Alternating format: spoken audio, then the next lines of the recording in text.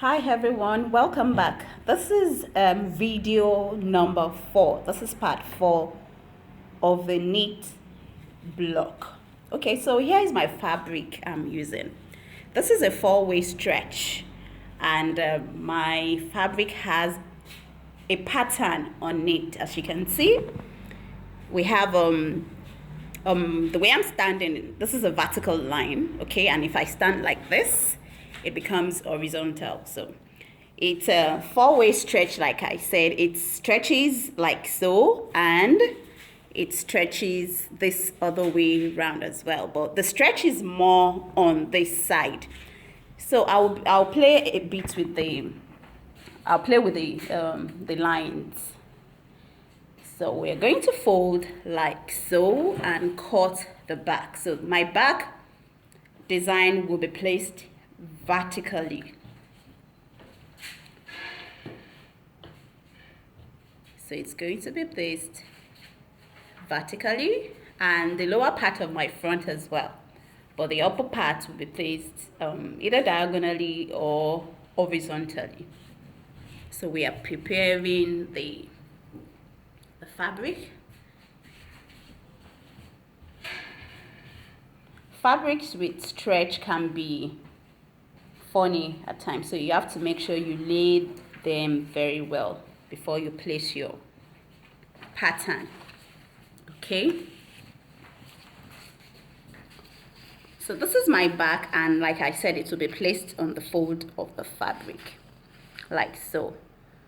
Remember, in part 3 I did this, I showed the instructions when I said I don't want to slash until I'm ready to cut. So now we have slashed it, and we are just going to spread it on the fabric. Just a little bit of fullness at the bottom, so it's not a pencil dress, it's a fit and flare dress. Okay, so this will be placed on fold. It's really stretchy. It's fine, just go ahead like that. And I already showed it on the pattern that it can be either placed on the straight grain or the cross grain. So we chose to place it on the straight grain of the fabric. And you can also play with it and place it on the bias grain, as long as you have enough fabric to do that. Okay, so yeah, as you can see, this is looking longer than the center back. So all we have to do now is blend it. When we are curving these parts, we're going to add to the back. This is what this method will do to your pattern. So if you don't intend to add to your center back, then don't do this method. This is the trumpet method. Okay, so we're going to curve from here. That is, do this. This is down from the knee, if you can say so. So it has lengthened this strip. Then we have to make it up on this side. So now when we're cutting, we're going to blend this to a smooth curve. Okay, so now I'm just going to blend like so, or if I want, because I don't like wastage. So just going to blend this.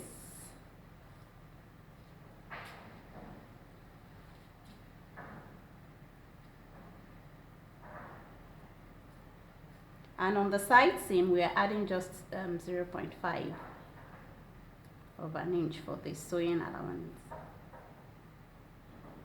Okay, so when you're cutting, you just add to. This is water erasable pen, so this goes off once you use a damp cloth to clean it off.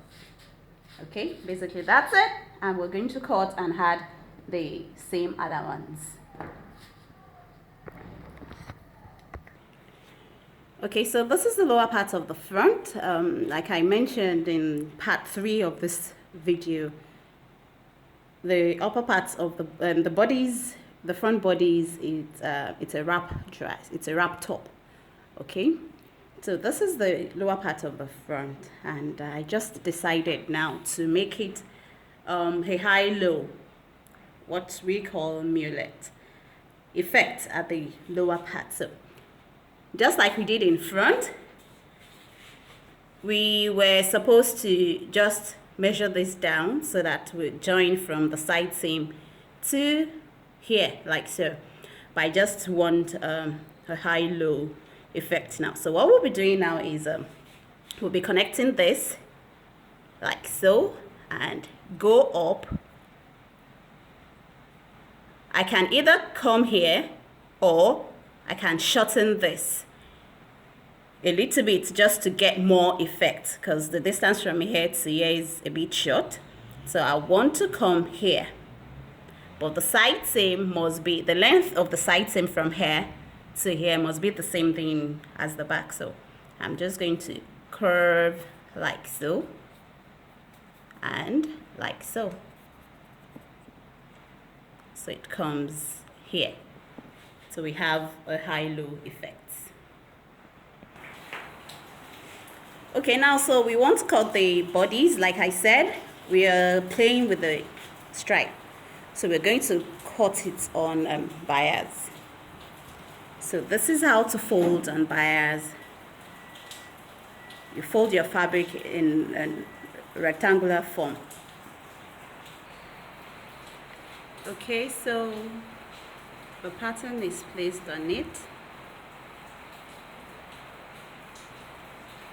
One of the advantages of using pattern is you don't waste fabric. You can never waste fabric. So she's trying to move the fabric backward. Okay. We're going to cut one at a time. We cannot cut the two because the bottom one is not going to give us the diagonal shape that we desire. So she's going to pin this, or you can pin your fabric like so. Then you can now, lift it and take the underneath one out. So once you cut this first one, you use it to cut the other one. Okay, I'm just going to show you. If you open it, it's going to go the other way, but we want it to face the same way, right? If we cut it this way, this is going upward. You can see the wrong side. This is going upward, and this is almost straight, like it's on the straight grain, and that's why we want to cut it one at a time so that we can be sure both of them is placed correctly.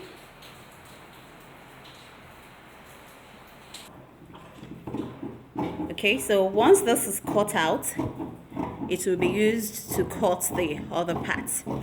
And we're going to finish this edge using facing. Okay, I've drawn out the facing. It's about 2 inches from here to here. That's the pencil you're looking at. And it's a stretchy fabric, so no lining, just facing. And it's going to have 3/4 sleeve, hopefully, if we have enough fabric. By the way, this fabric was presented to me by Auntie Yemi Kuyoro. Thank you, Auntie Yemi. I love you. She sent it to me all the way from the US, yes. And since 2017, was it 2017 or 2016? So I am just using the fabric now. Thank you, Auntie Yemi. I am grateful. So I hope you like what I am making out of the fabric. And basically that's it. If possible, I'll show you the sewing parts of it. So like I said, always mark your balance mark. This is the center front, and we are showing it on the fabric because the two must come together at the center front. Okay, so the best way to get your center front, so you just place a straight ruler on it and mark it at the upper part and mark it on the waist area as well. Like I said, this is a water erasable pen.